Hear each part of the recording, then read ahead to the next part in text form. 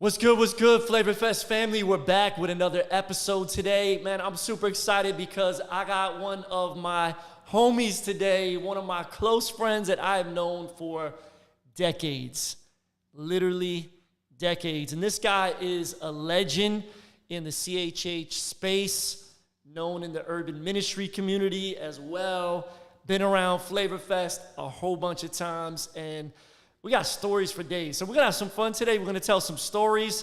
This guy remembers the most random things about every event. Anyways, but we're going to have some fun today. We're going to jump right into it. So welcome to the Flavor Fest Leadership Podcast. Let's go. Welcome to the Flavor Fest Urban Leadership Podcast, where we talk to innovative artists, creative pastors, church planners, entrepreneurs, and people creating movements. Our goal is to inspire and equip you in ministry, music, and the marketplace. I'm your host, Tommy Urban D. Coloni. All right, we're back. This is actually episode number 24 in 2023. Man, we've been getting it in this year. Been on the Flavor Fest tour, been to New York City, LA, Atlanta, Houston, and we're gonna land the plane in sunny Tampa, Florida. It is sunny, y'all. We are okay from the hurricane. Tampa Bay is okay. Thank God we just got a little bit of rain. The storm kind of passed to the west, went up and hit the Big Bend area of Florida. They got a lot of damage up there. But thank God we were cool. There was a little flooding around the bay, but that was just all the rich people in the big mansions. They'll be straight. They'll be good. Everything else was good. So we are ready for the big Flavor Fest Leadership Conference, which we moved back from October to November because of hurricanes. Seriously. We said we want to push it out a little bit to give us a little bit of space. And it is going to be popping November the 2nd through the 4th. Flavorfest.org has all the details.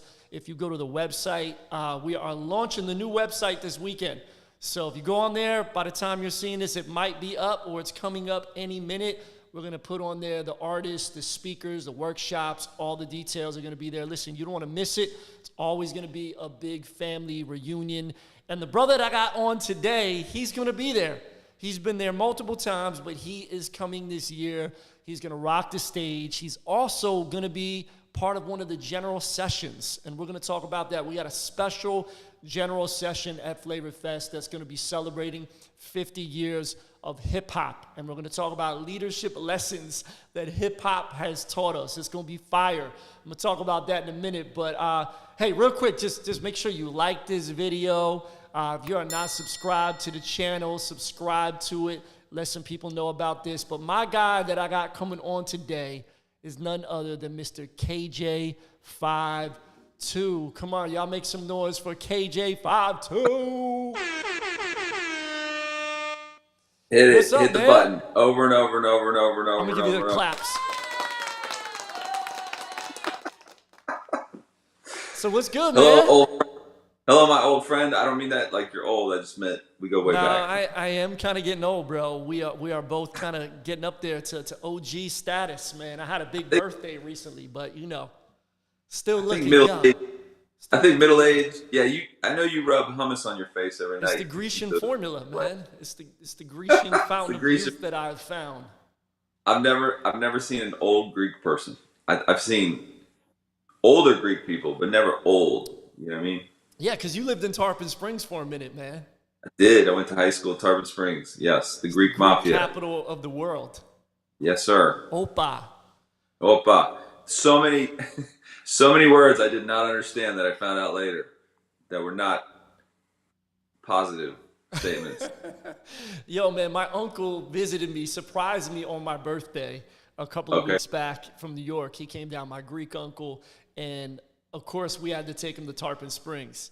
Of course. He's never been there before. So we took him there to the sponge docks and took him to some of the little shops and the restaurants, the Greek restaurants down there. And, man, my uncle's totally fluent in Greek. And so he was just going in with this old Greek lady that was running her shop. They were just like, I was like, wow. I think my dad did a mural that's still there. Actually, as of a couple years ago, he did the. It's right there on the docks. It's it's either the big grouper or it's the diver. I can't remember, but I took my wife there a couple years back for our anniversary, and I was like, this town has not changed one bit. Like, I went in one of the restaurants. There was a mouse running across like the front of the place. I'm like, yeah, this is. Oh, So, man, it's the mascot. It's the mascot. So, absolutely. man, we just had a hurricane pass. As I talked about that in a minute. Y'all good down in Sure. Fort Myers? Yes. You guys good?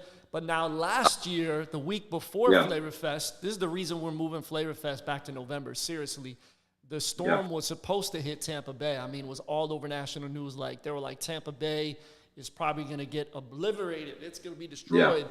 But at the last minute, it ended up turning, and you're like about an hour and 45 minutes south of us in Fort Myers, Cape Coral. And, man, I remember, bro, you were like, talk a little bit about your hurricane experience last year, bro. We were ground zero, and I found out later that it actually was a Cat 5 when it hit by like 2 miles an hour or something like that. So, yeah, it took a turn. I've been here my whole life in Florida. So you kind of build up an arrogance, you know what I mean, about a hurricane.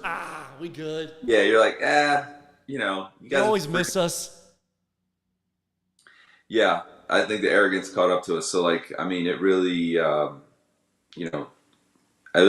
a lot of people that lost their lives on the barrier islands, people that didn't make it out, people that hid in their cars. The storm surge went up to like the second story in downtown Fort Myers. Where I'm at in Cape Coral, I'm kind of dead center, but a lot of people that go to our church live out in Pine Island, and it literally washed the entire bridge away. The island was like the Wild Wild West. You know what I mean? Like, dudes walking around strapped up, AK-47s, people snatching stuff, like signs that say, I wouldn't, you know what I mean? Just, if you loot, we will shoot. Yeah, it was beyond that. It was like, I wouldn't do that. You know what I mean? Like, it was just, and the thing that was crazy about it was no phones, no water, no electricity, no Wi-Fi. I remember I was trying to reach out to you, and it was nothing for the first several days, and you'd have no AC. Yeah. You told me you took a bath in the canal, right? That was canal behind your house. You got so desperate, like, man, I just. That was more like, well, if I have to, I have to, right? So I'm like, demonstrating to my kids. I live on a canal, so in hindsight, it was probably a bad idea. But did you take your soap bar out there? Were you like with your soap bar, like, oh well, No, I was just like, all right, I watched a couple Bear Grylls episodes. I can make this. I can do this. You know what I mean? Like, but being at the church, like, there really wasn't even time to like process anything because we went right into relief efforts. Yeah, immediately. Like, I feel like the hurricane hit on a Wednesday. We still had service on Sunday. With no power, no light, right? no power. You guys, did you do it outside that Sunday? No, we opened the doors. We had an acoustic piano, a little. Do we have a little mic? Still no power, right? Still no power. And yeah, like, I mean, you've never worshipped till you've worshipped like that. You know what I'm saying? Yeah. And I'm sure it was a little warm too, right? No AC. Yeah. Well, it was like immediately we're like, oh, this would be the worst time possible to have no power, no electricity. Every kid in Cape Coral and Southwest Florida became an 80s kid. Like, there was no such thing as like backyards and borders and fences. Like, kids just roamed around, after a couple of days of boredom and no devices. So all that combined with people helping out people, like, you really saw the very best and the worst of people. But we started relief efforts on that Monday through the whole week. And, cars wrapped around our church for up the road. Wow. You really saw the church spring into action, honestly, faster than a lot of the relief organizations.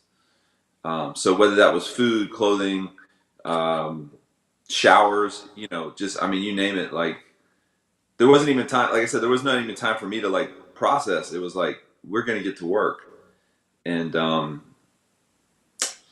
I could talk about it for a long time. Like, again, like I said, I saw the worst and the best come out of people during that time. I remember I talked to you a couple of weeks.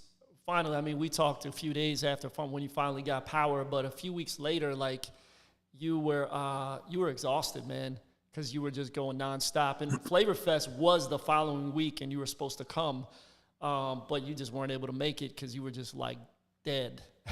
But it wasn't even. There was the first initial like go, and then it was about 2 weeks later you were able to finally start processing what happened, and then by 3 weeks, you started seeing older people having heart attacks, health issues, domestic violence going up. It was like everybody Was held this running on tension. adrenaline, right? Yeah, really. Everybody held Yeah. this tension in their bodies for 2 to 3 weeks, and then it had to go somewhere. And so, like, I remember in the middle of doing relief efforts, lady coming up, she's just bleeding and bruised and crying, and she was basically squatting at a place like around the corner, and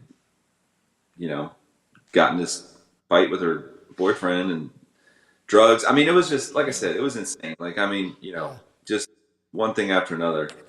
Um, So but what was the it irony, like? What was it like in your house, man, during the storm? I remember you were telling me about that.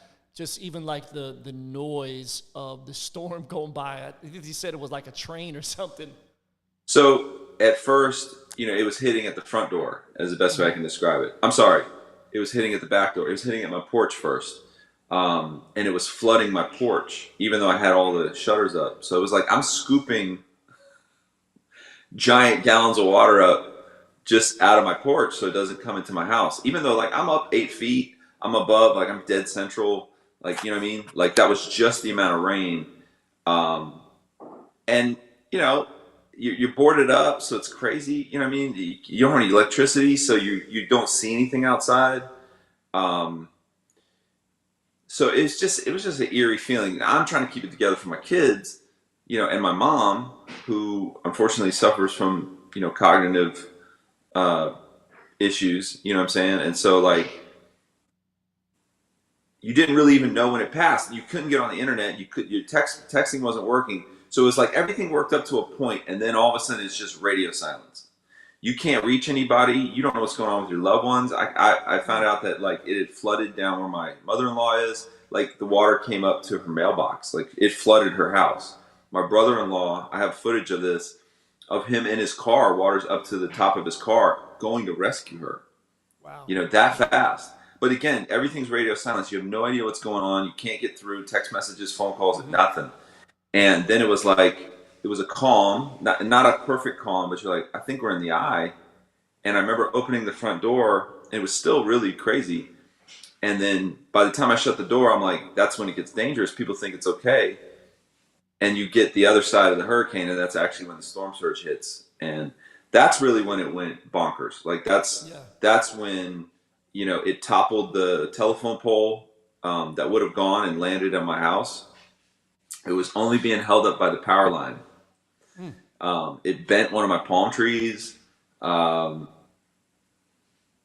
the time, like, it wasn't until the evening because you could really go outside and look. I mean, it just looked like a bomb went off everywhere, just everything. It's hard to describe. And the first thing I remember thinking as I walked outside was like, I looked at the telephone pole and I went, wow, it's still standing. I'm like, oh no, we're still standing. Like I moved quickly to move my cars and get them out on the road. Our cars were destroyed. But again, it was just radio silence. Like you just had no idea what was going on. You couldn't reach anybody. You didn't know what was going to happen. You didn't realize how hard it was. You couldn't. It was just.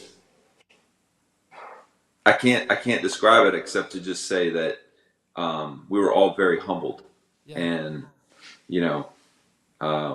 like my youngest son, who was 7, just started kind of having a panic attack in the middle of it. So I had to kind of like talk him down. And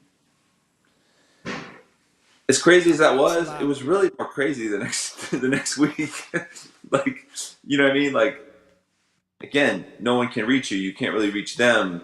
But you're still trying to mobilize as the body of Christ. And then how long is it going to be? Like how long will we not have water? The most basic of necessities. And then the things that like I thought to prepare for, I didn't prepare for. But then what you really saw is it broke down the literal and figurative walls between neighbors. I mean, let's be honest, as Floridians, like we're not like Midwesterners where we're like, howdy neighbor, come on down. We're gonna have a little barbecue. You know, like we tend to kind of stick to ourselves. You know what I'm saying? And that all was gone because like you had to check on your neighbors and you really needed each other. Like people that I had okay or good relationships with, all of a sudden, like I'm like, we're gonna go serve, and I got my kids out there and we're cleaning up their yard, and you weren't just a neighbor anymore. You were a community. Like you became a community, and then like I said, by 2 weeks in, like every kid became an '80s kid, and you know, riding bikes around, outside all day long. Stranger Things. And you know what? It was hard for me to admit that I needed help. But I'm telling you, people came out of the woodwork to help me, you know, and my family. And I never forget, like I ended up meeting this guy. This guy texted me on Sunday morning. He said, how you doing? You know, I'm getting 1,000 texts like this. I'm like, I'm fine, you know, praying through, blah, blah, blah.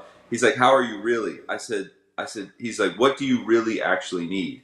And I said, right now, I need a car and I need a phone. Because I got to be able to be on the phone all the time, and I can only charge my phone in the car, and I can't start my car. This guy had a rental car for me with no strings attached for months for me to use, and a brand new phone, which is this phone right here.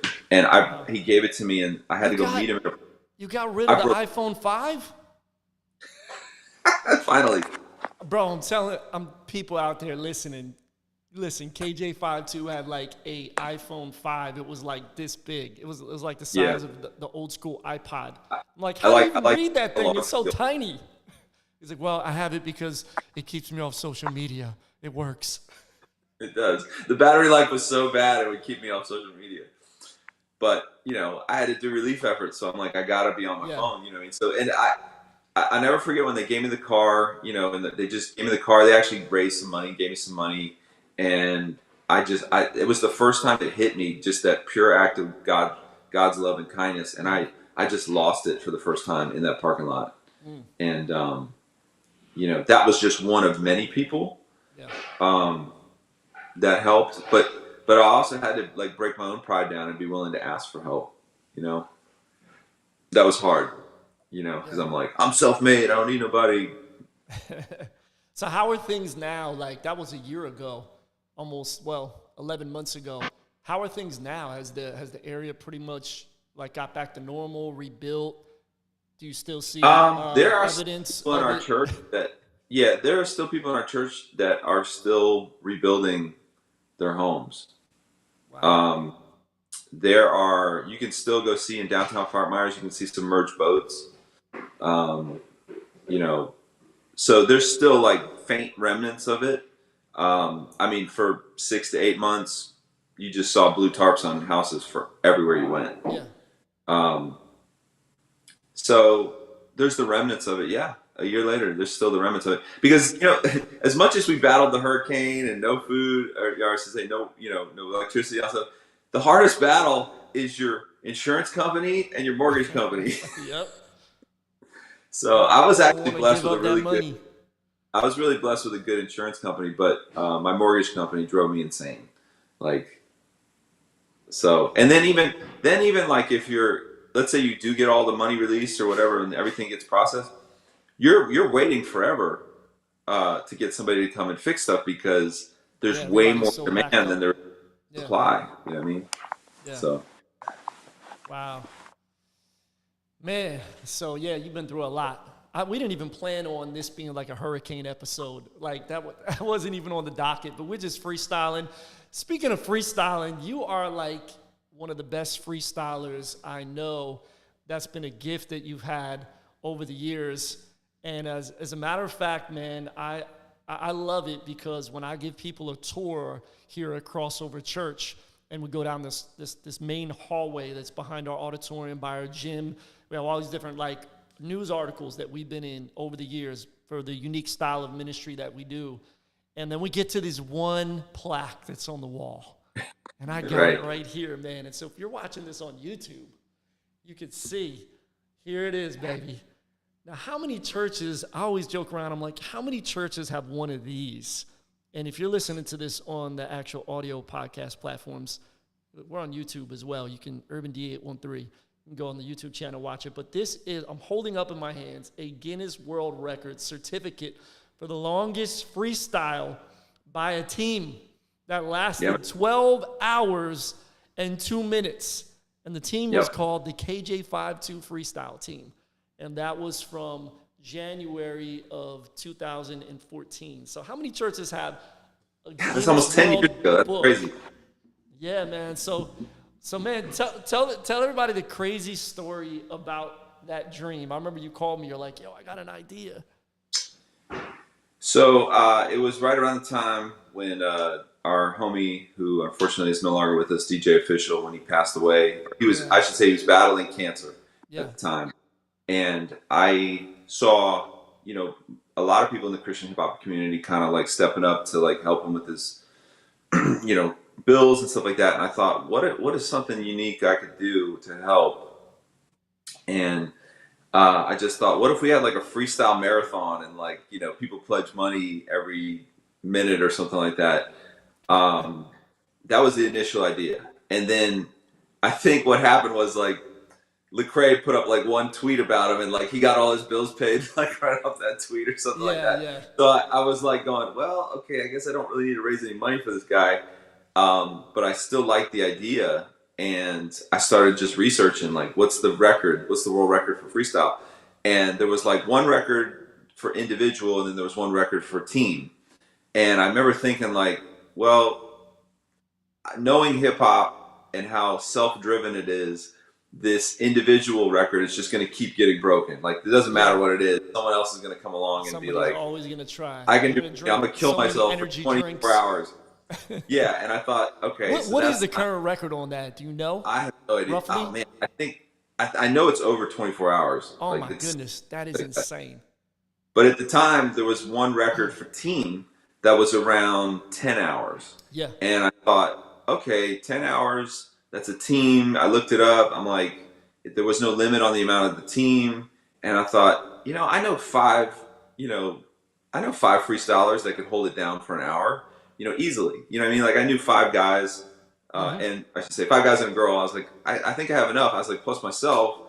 I'm like, this is actually kind of doable. I thought if we trade off every other hour, I'm like, we could kind of do it. And then I thought, well, where would I want to do this? And I thought, well, immediately I thought there's no other place I'd rather do it than at Crossover because obviously we have so much history, but I also thought like, I knew you had the capabilities to do it. And then I thought, when should we do it? I was like, you know, a Sunday would be crazy to do it because like you could do it while service is happening and then they can come back. So again, that's just how my brain worked. And so I reached out to you and also knowing that you would be like, absolutely. So it was like, yeah, most pastors would be like, what is that? No. Yeah, like, yeah. So everything like, just, everything really just fell in place. And it was beautiful. I reached out to the people that I was reaching out to. And the other reason was too, I was like, if we do it as a team, no one person can say, I was the one that did this. It was a team effort. I thought this separates us from mainstream hip hop. Like we are about trying to lean on each other, right? And then like even the freestyle guys that I knew, I'm like, they're not just like blah blah blah for an hour. Like they're really gifted and creative. And I thought we could do something that's even creative with. They killed it, bro. The craziest thing I remember is when you guys, because you did hours separately. Like each person did their own hour. But then you did a lot of hours where you were going back and forth and collaborating like a minute, like a line. And then you guys started playing that game where the person will put the card on their head. Right. And the other person is trying to like, you know, tell you like hints to try to guess what's on your card. Yeah. And people, they were doing this and they were rhyming. And the other person was guessing it. In a rhyme, back to them.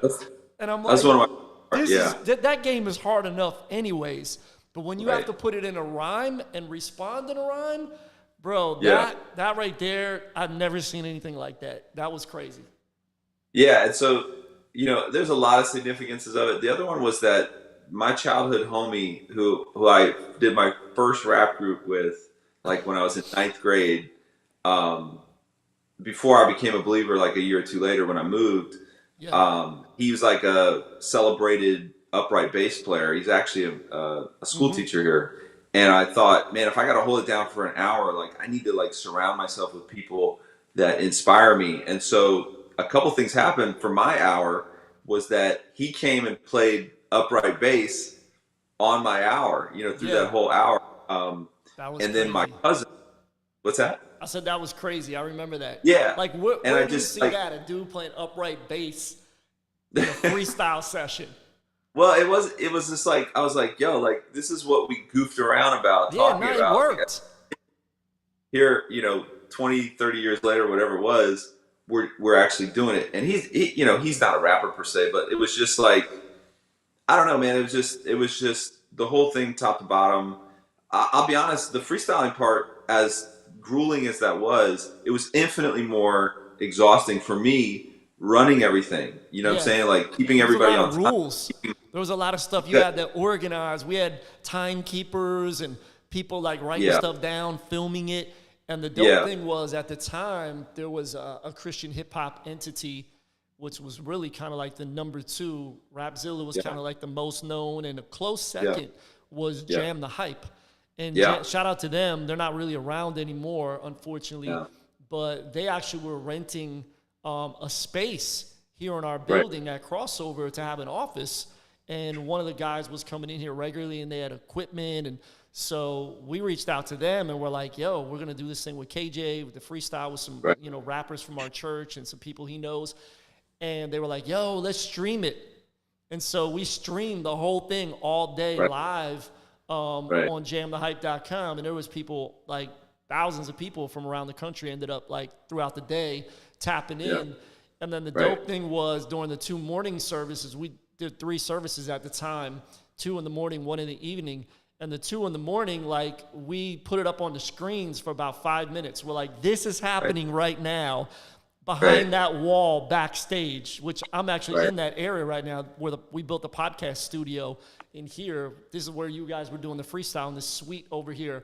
And but then the dope thing was at night, we had a 6 p.m. service.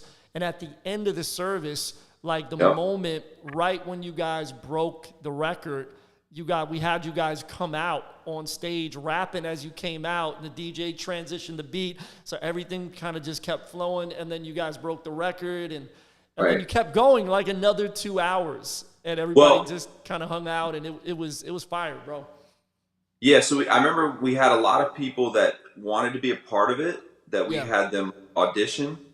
And frankly, I didn't trust a lot of them that they could hold it down for an hour. So what we did is once the record was broken, we opened it up to anyone. Anyone yeah, could get up there. And if they could only rhyme for 2 minutes, it was no problem. It's just like pass the mic. So yeah. it really became an even bigger part, aside from the court. Was it 5? I can't remember. We had 5 or There was, 6. yeah, you had, Me, Free yeah, Dabs, Jarrell, Sicily. yeah, it was 5 of you. I guess it was 5. It was a Yeah, core 5. That's right. yeah. Okay. But like there was Yeah, so there was many probably unsung another heroes. 15 or 20 that Right. jumped in at night Yeah. after you guys There was, broke the record, and yeah, there was just so many unsung heroes too, like Rubok's coming through to beatbox. yep, Your boy, I forget his name, the other beatbox homie, um, Jabo, Jabo. Jabo. I Jabo, remember he came through. yep. Uh, my drummer came through. Um, I know we had multiple DJs. Um, People there was online just, were typing stuff in the chat for you to freestyle yes, about. People in the crowd yes, during the afternoon, because we moved you to the yep, main stage during the afternoon. And yep, people all afternoon, there was maybe 20, 25 people that were kind of hanging right, out watching, and people were coming up right. Remember my daughters were young at the time. They were going up all excited, writing words on a board. And, right. then you guys were freestyling about whatever words people wrote up on the board. And it was a lot of fun, super creative, So man. technically, I think we went for 13 hours, but they make you take 5-minute breaks Yeah. every hour. So So you don't you die. had to go, yeah, you had to go for They put 13 that in hours. there because people have died before. So they Right, make you take a 5-minute break to right. go eat something, to drink Yeah. something, to go to the bathroom. Like, it's Yeah. crazy. So we had to go 13 hours for it to be 12 hours Yeah. counted. So I just remember like, because there was a stipulation that if you stopped for 3 seconds, the whole thing was negated. So Yep. I was always in like panic mode that like, Yeah, like you got say to jump the in. drummer's not ready, Be ready to jump in in case somebody I'm like, drops the ball. beatbox, go. You know what I mean? Like, it was just, Yeah, when you told yeah. me that, you scared me, and you're like, "You want to go?" And I'm like, I'm good. I'll chill. Well, I I'm here to remember help like, as I coordinate." left, I just remember like my brain could not shut off. Like I was like a constant. Everything was a rhyme. Like everything I saw was a rhyme. Like I tried, pillow, willow, chillo, Brillo. I just want to go to sleep. Peep, cheap, deep. I'm like, no, you know what I mean? Like I couldn't stop. And the irony of the whole thing was, I actually had somebody reach out to me like a couple years later, and it was like, we're gonna break your record. They in Atlanta, they're like, we're gonna do 24 hours as a team. They're like, would you mind like giving us some tips? I'm like, you want to consult me to break the record? No. And no, as a believer, it's like it's not about a competition. So I actually ended up consulting them, helping them get set up to do the 24 hours, and like giving them some pointers, and they actually were like, hey, you want to be a part of it? And it just worked out that I was landing in an overnight flight in Atlanta while they were going on. I could have hopped off the plane and jumped in and hopped back on the plane. And I remember like when all that went down and happened, this was again years later, I was like, you know what, there's nothing left to prove. Like, well, who cares? You know what I mean? Like, this is just competition. Well, the irony was they never turned in their stuff. They never documented their attempt, and that's what I'm trying to say. Like the hardest thing about it was the amount of work you had to do to pull it off. I think it's because they had some. I think they had some more than 3-second pauses. That's what I think. Well, either way, they never turned it in, and Guinness shut down the category right after. Yeah. So like we were cemented in time. Like there's no way to break it. So I was if you remember, man, we're talking about, we were coordinating it to do it at Flavor Fest and to break it and do 24 hours because there's so many rappers at Flavor Fest, and we were actually even starting to do signups online to be like, yo, we need freestylers and we're going to do this for 24 hours and we need people to be volunteers to help film, because the middle of the night would be some of the hardest, to get someone to be rapping at 3, 4 a.m. and people there filming it and documenting. And we were filling it all up, and we would easily do it because there's like 200 plus artists that come to Flavor Fest, and there's dozens that can freestyle. And but then they closed the category, and you got saved. You got saved from having that marathon, bro. And that would have been a lot. It would have, but we were both crazy enough to be like, yeah, let's do it. We could do it. But God said, nah, 12 hours is good. No, sir. Yeah, man. So what are you doing now with freestyle? Like, what have you been doing lately to keep those freestyle muscles strong? Well, here's what's really happened. I think the reality is that freestyling is a beautiful, incredible relic of the past. That's the only way I can say it. I just have to be honest with you. Like, the cool thing was a couple of those guys went on to do some incredible stuff with freestyle. The Free Daps guys took what they did at the event, and that became their full-time job. Like they worked at Universal Studios, and are they still doing that now? I'm not sure if they're doing that now, but I mean, like they were street performers, freestylers for years. Like I had several people tell me like that they seen them over there. Like, yo, those guys, they came to crossover for the freestyle thing, and we had them come on a Sunday, I think at least one other time to just perform. And they turned it into a legit, not just job. Like they turned it into a full-blown entertainment production company, hiring people. Like they had multiple spots going. I was really proud of them. Like they took freestyling way farther than my era ever did. So, I came to realize that at a point, like we're now living in a culture, everything is 1 minute, minute and a half, 30-second sound bites. Freestyle just does not translate to that because it's something that you have to be there to see. It's something that you have to experience. It doesn't always translate. I mean, there's a few guys. I think there's a guy named Harry Mack. What's it? Have you seen Harry Mack on YouTube? Harry Mack. He's Yeah, dope. he's like one of like two or three people that have turned it into like a career per se. But for me, like I'm a pastor now. Like that's my life. My life is helping people live a Christ-centered life. My life is, discipling people and sharing the gospel and helping people find their, Yeah. their niche and blah blah blah. So like, it's not like I'm gonna freestyle my sermon or something like that, or how to like 12 steps to discipleship. So they're really, Have people it'll asked you that always be. before, bro? Because they've asked me that before. Do you rap your sermons? Yeah, like I have pushed my KJ stuff so far away from my church stuff for a reason, like on purpose. Like I don't want you to get distracted by something I did at that point in my life. So, anyway, all that to be said, no, I don't necessarily. I mean, I'll still do it because it's fun. I might do it on a Friday, but it doesn't Freestyle translate the Fridays. same way. But where it actually has translated is like when I want to write, I might freestyle just to get a feel or rhyme starters or stuff like that. So, and the occasional show that I still do, it's still a part of my show. That's actually where it really shines now. Like to do it at a show when that's completely never done anymore, when it used to be common in the 90s, that's really where now younger kids, like Gen Z kids and Gen Alpha kids, they want to see me freestyle because it's so not, it's like, Yeah, I don't it's know. It's engaging, like but it's rare. It's not very like rare. something they can see all the time. But there has been a shift. I've definitely noticed like some Gen Z kids obsessions with the 90s and these, these things that they'd have no clue about. They might actually swing the pendulum to really be, excited about it. So, it occupies the same place it always did. I mean, I grew up as a kid doing like improv classes in a very artistic home. So to be creatively spontaneous was kind of just part of my life, Yeah. Well, man, let's shift gears and talk about pastoring for a little bit. Okay.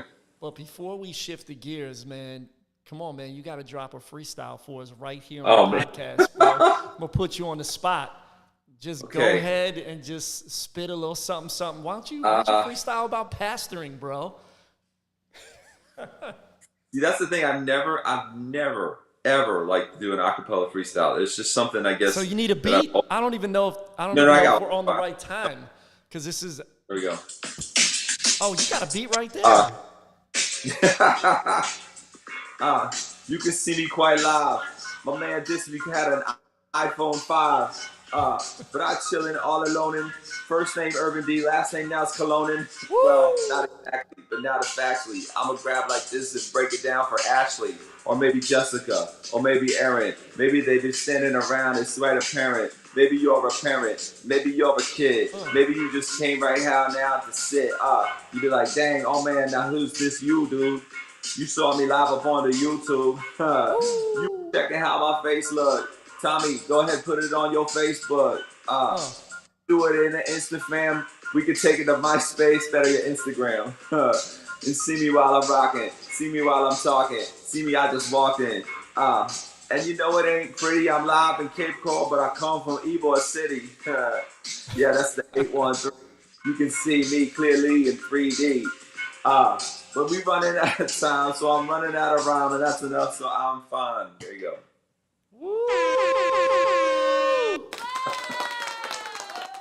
KJ-52, he's still.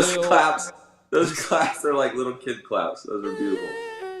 He still got it, man. That's all the Gen Alphas. They're like, yay! That's good. Appreciate it. That's super dope, bro. You still got it, man. You still got it. Everybody always loves to hear you freestyle when you come to crossover.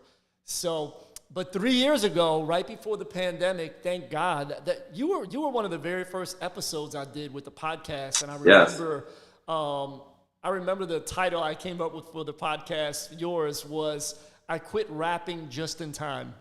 I don't remember that. That was the truth, bro. Because if you still would have been rapping, you would have been bankrupt. There was no shows, no nothing. So thank God you were pastoring at a church now. So man, talk about that transition, man. Because when we first met, we were both pastoring as youth pastors in the urban context. and Sure. and you were still doing that and music for a couple years, and then you transitioned into going national as an artist, and Yeah.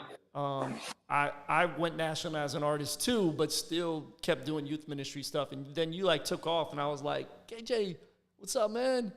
You're like, I'm too busy to talk to you now, man. I'm big. Yeah, Big whatever. time. That never Nah, happened. but No, you were I think, like, you were super busy for like several years. We couldn't even yeah, get you at Flavor it- Fest because you were always on a tour in the yeah. fall like time for like probably like almost a decade. It was a But then you solid, came yeah. back. It was a solid 20 years of my life, which is crazy to think that doing anything for 20 years is crazy to think. Yeah. Um, I think around, I don't know, maybe 2017, 2016, I kind of already saw the writing on the wall, which was like the Lord challenging me to be like, what's going to be the next 20 years of your life? Yeah. Like um, that combined with just a return to pastoring. I was, at the previous church I was at, I was teaching pastor. I was filling in as youth pastor. I helped start the college ministry.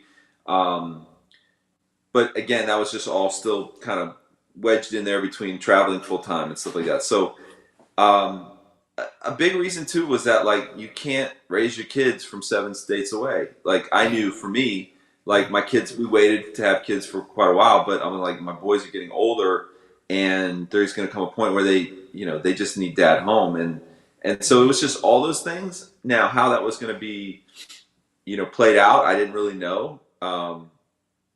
That being said, probably 2019, I started putting in applications Yeah. and actively seeking the church I was at. I wasn't going to get hired there, so I just started putting it out there and had a couple interviews, and could have moved out of state, could have moved in state, could have moved this place and that, and I ended up at a church that's 10 minutes from my house, with some amazing people that I had known for a very long time, David and Dina Comer, and they offered me a position which I had zero experience for. So that alone just shows you like they Yeah. really took a gamble on me. I was what was called the Go Team pastor, which is the volunteers. Like I've never trained volunteers, developed volunteers, administrate. I came in so green, and I'll be honest with you, like I was in not a great space. You know what I mean? Like I was a little bitter. I had some bad character flaws from the music industry, and I just had a lot of growing to do, like that first year. But then within 3 months, like the whole world shuts down. So it was like I just I almost take that first year and just kind of throw it away and be like, I kind of really started in the second year, maybe the third Yeah. year. Yeah. It was But weird in now 2020. it Weird really year. was. But all that to be said, I'm what's called a connections pastor. So I'm over our small groups. I'm over our volunteers. Also, as an associate pastor, I do a lot of care pastor work. But then, like this Sunday, I'll be speaking, and we're going to Because 3 it's Labor Day services. Sunday. Yeah, there you go. One of these Sundays. That too. Yeah. So basically, that being said, like I ended up, I'm stepping into a lot of things that I prayed about, dreamed That's about, good, man. you know, and that's kind of where I live now. I do a men's Bible study. We call it Fight Club. We do a boxing workout super early with followed with a Bible study. So it's like I'm involved in discipleship, volunteer coordination, speaking. I have my hand in a lot of things. That's good. Well, bro, I want to say to you, man, I'm proud of you. And I've Thank known you. you all these years. I've always been proud to be your friend, and you've always done amazing stuff with your music and your merch superstore and stuff like that. But but now to see you taking all those gifts and that creativity as an artist, and I think artists many times, if you have a little administrative side and you have the right structure around you, artists can be some of the best pastors in the world because we tap Yeah. into that creative side, and we think of innovation and things that others wouldn't. And so, man, Yeah. I'm super excited to see you thriving. I know we've had lots of conversations over the past couple Yeah. years, but to see you Yes. growing and see you Yes. like feeling like you're in a sweet spot, in a great place. not in the place of like, oh, I used to be this big artist and I want to go back to that. And because you got some artists that don't know how to transition and they're still trying to hold on to the past. Yeah. We celebrate the past. It was great. We had great years Can't on the live in it. road and doing stuff, and we're still doing a few things here and there. But, you know, this next season, what we're in right now is just as exciting and fruitful and even more. Absolutely. And you can be home with your kids and your wife and she still loves you. Yeah, we celebrated 25 years of marriage this year. So. That's what's up, man. Congratulations, bro. And so, okay, last part, because I know you got to go, man. Last part, you mentioned Fight Club. So talk about the boxing stuff, because the last couple of years, you've gotten into boxing, and I almost see like that's a little bit of a trend in Christian hip-hop. There's several different artists that are kind of into boxing. You know, KB is into boxing. Some other people that are kind of around the fringes of CHH as well. Even a guy named Garbana. Do you know who Garbana is? He goes by Holy Garbana. He's from Jacksonville. Dude with tattoos all over his face. He's gotten in doing some boxing stuff. He's going to be at Flavor Fest this year, actually. Okay, dope. He's got over 1 million followers on IG. We just need to have a sparring match, and whoever wins gets like a Cuban sandwich. KJ-52 and Garbana are going to like get in the ring. But yeah, there's a bunch of different people in Christian hip hop that are either boxing fans or they're actually doing some boxing themselves. I know it's a great workout. My best friend growing up in Philly, my man Tone. I think you remember Tony Bruno back in the day. He was a big boxing guy, big boxing fan, and the church he was connected with in Philly for a season there had like a boxing gym, and he was teaching classes and doing Bible studies with kids in the hood. In Kensington. That's right in the middle where like the drug capital of the East Coast right now. But yeah, dude, talk a little bit about the boxing stuff, man. How you got into it and how you use that, man. And some of the videos you've done too. Yeah, so it was really kind of accidental. So like, you know, my oldest son was having some stuff related to ADHD, and the church I'm at, we have a UFC fighter by the name of Nico Price. And I had just been like, dude, I don't know what to do. Like, he's struggling in school and the ADHD has been really tough. He's like, oh, that's what I got. He's like, the only time the world slows down is when I'm fighting. And he's like, bring him by the gym. And I'm like, really? He's like, yeah, bring him by the gym. I'll train him, or my guy will train him. And I was to the point where I was like, well, I've tried everything. I got to try something. Yeah. And so I did. And he immediately took to it. Like, his ADHD brain with boxing just translated. And so I'm sitting in the car watching him for 2 weeks. I'm like, I should just, I was always into like fitness and stuff, but I'm like, I should try this. And I'm thinking all arrogantly, like, I'm going to kill it. And you realize the minute you do it, how incredibly exhausting it is, how incredibly hard it is, but also just mentally, like the mental gymnastics of just doing boxing. That's not even counting sparring or getting in the ring or even fighting. So I just found a new thing that I could do with my son. And, he ends up losing, 60 pounds because of it. And after that, I was hooked. And I thought, man, this can really translate to men that need to kind of like, I was like, man, if you can do this, you can kind of do anything. And so also, I was really pouring into the UFC fighter guy that I'm talking about. So I ended up writing his entrance song. I recently had a pastor friend of mine that texted me like, yo, your boy KJ, and I sent you the video. You're like, yeah, that's my guy. So it was like, so then I'm like, well, what can we do here at the church? Because we had a big discipleship push and we have a barn.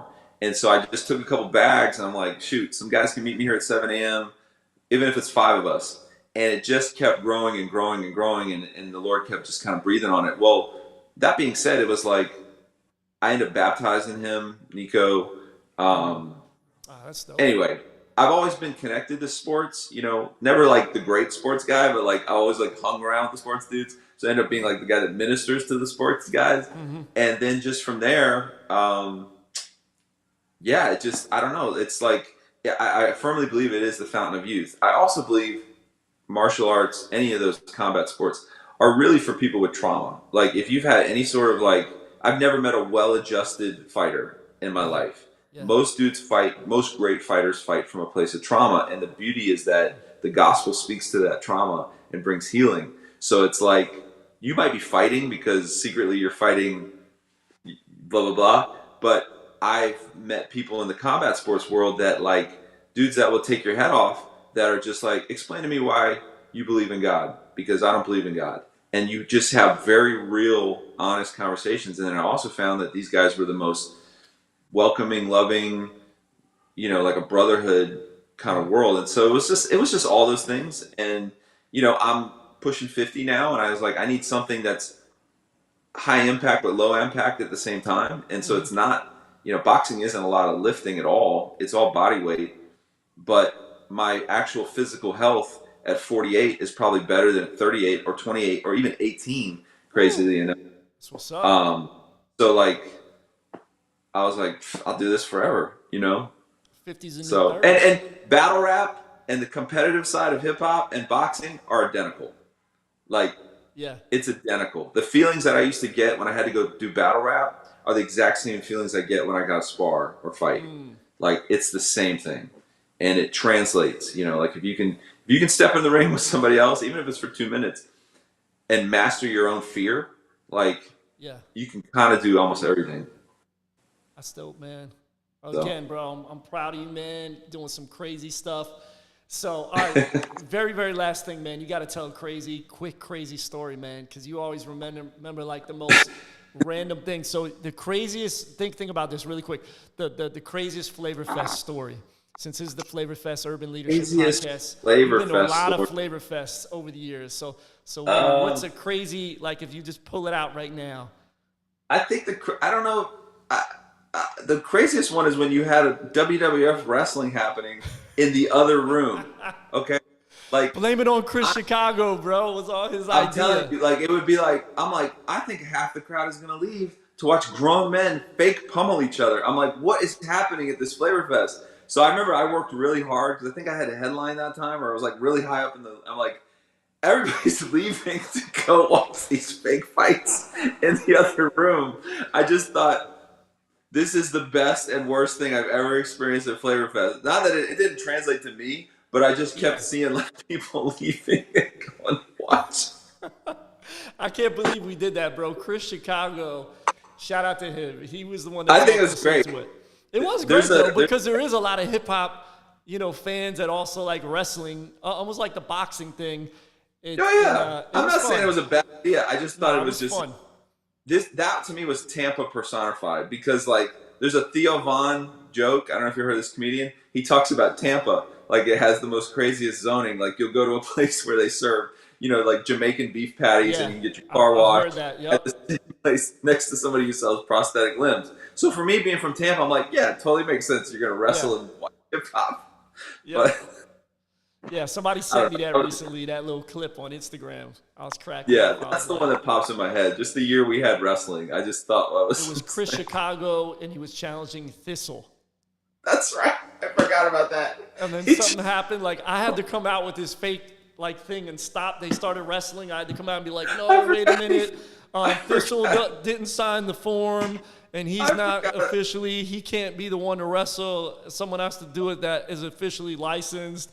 And then there was like some other big dude that was like, I actually got a few more minutes. We don't have to hop off yet. Okay. I thought I have at least another 5 more minutes. Yeah, and I do remember that. And then Thistle came in at the end when he had Chris Chicago pin the other guy, and he tagged Thistle, and then Thistle jumped on him, and then it was like, one. And dude, you remember the guy that was the referee was the Russian sickle, Ivan Koltov. Nikolai Volkov? Yeah, the Russian sickle. And so he was the referee. And then he was also, he shared the gospel at the end, and people got saved at the Flavor Fest wrestling event. I don't think I ever like went in there because I'm like, I can't deal with this like circus show, you know what I mean? But I was just like, sure, of course we would have wrestling in the other room where we used to have breakdancing. Totally makes sense. Like it was one night. There was wrestling on Friday night, breakdancing on Saturday night. That's how we do it. What I'm saying is it didn't faze me, but anyone else I think would be like, the Iron Sheik is there today. Yes, but it's like bananas. That's Florida. You know what I mean? That's Tampa, Florida. Absolutely. Like, we sell bagels, and you can get a prosthetic limb all in the same place. Yep. Crazy, bro. Well, hey man, thanks for jumping on today, bro. It was good. Absolutely connecting with you. Excited to have you at Flavor Fest. And this year at Look Flavor forward to Fest, it. you're not just performing, but you are going to be part of a panel where we are celebrating the 50 years of hip hop. And so we're going to have 3 generations represented, 3 eras basically. So we're going to have Christopher Play Martin, That's why I'm coming. That's OG it. from Kid and the Play, main- House Party Movies, and Play is now in his 60s. And then we're going to have the next generation, KJ-52, Jonah Sorrentino, Yep. you know, the Christian Yep. hip hop icon, legend. He's going to be representing as a 48-year-old from that generation, Generation X, the Xers. Yep. And then we're going to have Miles Minnick on the panel, who is like the young, kind of millennial. He's a young millennial, older Gen Z, kind of right in that era. And Speak to that real quick. What's up? Can I speak to what you just talked about real quick? Speak to it, man. So, it's crazy to go from being on the stage to being in the audience, but really it's not. I don't really, it's like I don't have any ego anymore. I don't care about that. Like, so my middle son is a huge Christian hip hop fan. And so I was able to take him and my youngest to KB, Zonti, Miles Minnick, Angie Rose, and I think there was one other person there. I'm spacing out. And he loves Miles Minnick, like he loves his music, and it's like I see the new younger generation, and I'm just I'm like a proud older brother. You know what I mean? Yeah. Like they don't need to know me. It doesn't matter. I could care less. Like I'll shake your hand and say my name is Jonah, but I'm like to watch that next generation, like what they've done and what they continue to do, and like the open platforms and like Yeah. I had so much joy just sitting in the audience. You know what I mean? Yeah. Like seeing what the Lord was doing, through Christian hip hop, and that's how we roll the school every morning. It's all those groups, That's good, bro. Yeah, man. So. I'm super proud of Miles. I had him on the podcast earlier this year. He's going to be doing a set at Flavor Fest as well as one of the headliners, and just what he's doing with Glow Fest. And he was with us at Flavor Fest LA. We got to hang out, and just to see his heart, man. He's totally ministry. Wants to see people come to know Jesus. Yeah. Does altar calls at his shows, all that kind of stuff. And so I would say that's something I'm so encouraged by the younger generation. They are really about who God is. Yeah, that's not everybody, but there is a group in the next generation that's not all the next generation artists are. Okay, I guess they're not all that upfront with it. Here. Yeah, but you have like your Miles Minnicks, you have your Zonti, who's all up, in people's grill with talking about Jesus. You have Hovey. You got these younger artists that are like in their 20s and they're representing strong, man. That's beautiful to see, man. I think the next generation is in good hands. Absolutely. I agree. Yeah. So it's going to be dope, man. So you're going to be in the general session. That's going to be Saturday morning at Flavor Fest. So you want to make sure you register for the conference. The conference is going to be super dope. We got some great speakers at Flavor Fest this year. Tony Gaskins is going to be speaking. A lady named Susie Gazme, she's going to be speaking from California. I'll be doing a session. Friday afternoon, we're doing a 7-on-7 session. 7 in the general session. 7 artists are going to talk for 7 minutes. And they're going to talk about our theme for this year called Rebrand. We did that last year. It was a hit. Everybody loved it. Because after lunch, everybody's like, you eat that lunch, you sit down in the air conditioning, and you're getting a little sleepy. But, man, we had those 7-minute clips, and it was one after the other. Each person got up, and it really kept people, engaged. And then, of course, Saturday morning, we're going to cap it off with the panel, the hip-hop, 50 years of hip-hop, looking at some leadership lessons that we learned. So it's going to be dope. So, KJ, Jonah, Pastor Jonah, can you close us out, man, with a word of prayer, man? Yes. Just pray for all the leaders and artists and pastors and people that are tapping in. Yes, Lord, thank you. We appreciate you. We pause to just say, God, you have your rightful place, and our desire is that you would stay in that rightful place. So just everything with Flavor Fest, everyone that's coming there, Lord, let them not just meet each other, but meet you, and just do your thing, Lord. In Jesus' name, amen. Amen. So one more time, make some noise for my guy, KJ-52. I got to give you those kid claps one more time.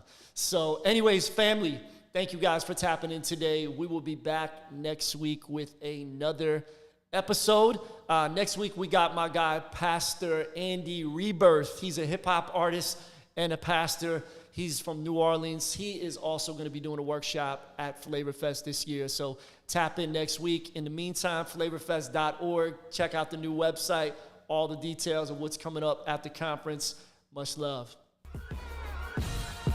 Thanks for tuning into the Flavor Fest Urban Leadership Podcast.